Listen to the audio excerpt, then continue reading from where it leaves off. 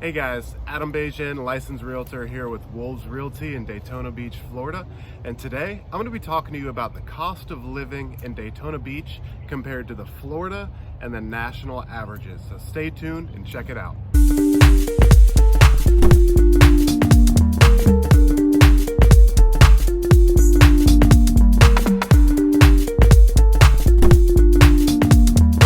Alright guys, so I get people reaching out to me every single day with various real estate questions. If you have any questions yourself, please reach out to me whichever way you'd like to, via text, call, email, even smoke signals, whatever you got to do to reach out to me, I'm here for you. So I'm going to make sure that my contact information is posted in the description of this video. So reach out to me whenever you'd like to with any questions. Okay, so let's go ahead and jump on into our topic, which is cost of living. So our cost of living scores are going to be based on a national average of 100. So if the score for the topic that we're talking about comes above 100, it just means it takes a little bit more money for that specific area. If it's below 100, it takes a little bit less money for that specific area. So talking about those scores, those average scores, give you guys a reference. Brooklyn, New York, their cost of living comes in at about 200.7, well above the national average of 100. The state of Florida itself comes in at about 102.8, and the city of Daytona Beach comes in at 85.7. So if you're moving here from a place with cost of living at over a score of 200 and you're coming down to Daytona, your cost of living drops substantially. So it's a very reasonable and affordable place to call home.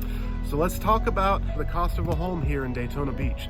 So Daytona Beach, the average cost of a home is about $150,000. So that's a 64.1 on that 100 scale. In the state of Florida, the average cost of a home is about $237,000. That 100 scale would be 102.6. And then for the United States, the average cost of a home is about $231,000, and it's 100 right there on that scale that we've been talking about. Okay, so let's talk groceries. Now, groceries with Daytona Beach on that scale of 100, we come in at a 97.9, so we're a little bit below the national average of 100, and then the state of Florida comes in at about 102.8. So we do have a lot of your big name brands, your more national chains like Walmart, Sam's Club, Costco, but we've also got some more local grocery stores like Publix, Winn-Dixie, and then we of course have your smaller specialty shops like your butchers and your seafood markets. A lot of seafood in this area, obviously, because we are so close to the ocean. So you are no shortage of fresh local seafood, which I personally love. Now, moving over into the health side of things, there are no shortage of fantastic doctors in the Central Florida area. So Daytona Beach, the average cost of healthcare comes in with a score of 97.8. And then the state of Florida comes in at a score of 98. So both the state of Florida and the city of Daytona Beach are below the national average score of a 100. Let's talk utilities now. Now, obviously, it depends on the time of year, and your utilities are going to vary depending on what the weather's like outside. So if you're running the AC in August, you're going to be running it a whole lot more than you are in January. So the average cost of utilities in Daytona Beach came in with a score of 97, and then the state of Florida comes in with a score of 101.3. So give you an example, I live in about a 2,300 square foot home. It's just my wife and I, and our utilities, depending on the time of year, vary from about $130 to about $160 a month, depending on the season. So very reasonable. It's beautiful outside right now. It's May 18th, 2021, and it's about 80 degrees and very breezy outside. So I had to take advantage of this weather. Very reasonable when it comes to utilities. All right, transportation in Daytona Beach came in with a score of about 88, so well below the national average.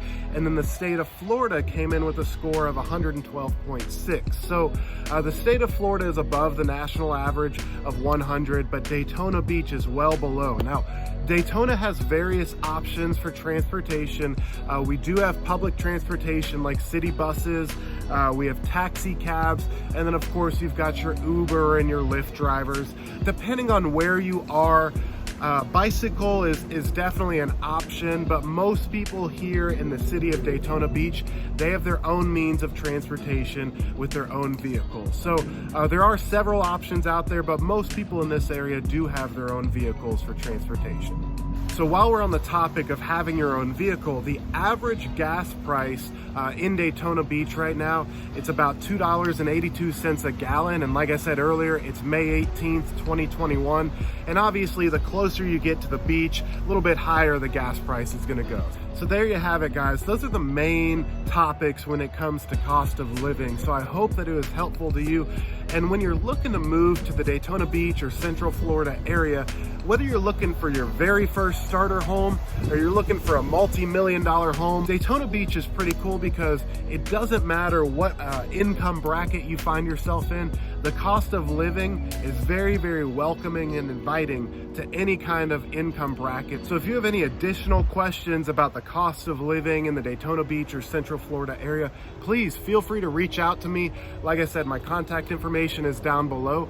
I'm here to help you. So I know it's a stressful thing, especially if you're moving from another city or definitely another state. That's what I'm here for. I'm here to take all of that stress away from you and help you find your dream home. My goal is to upload new content every single week that specifically talks about the Daytona Beach and Central Florida area. So do me a favor, hit that red subscribe button, hit that little bell so that you get a notification whenever I upload new content. And if you have any requests that you want me to cover, go ahead and comment below or email me, shoot me a text, and I'll do my best to cover that content that you're looking for. I appreciate you guys. I appreciate your time. I hope you have a great rest of your day. Take care, guys.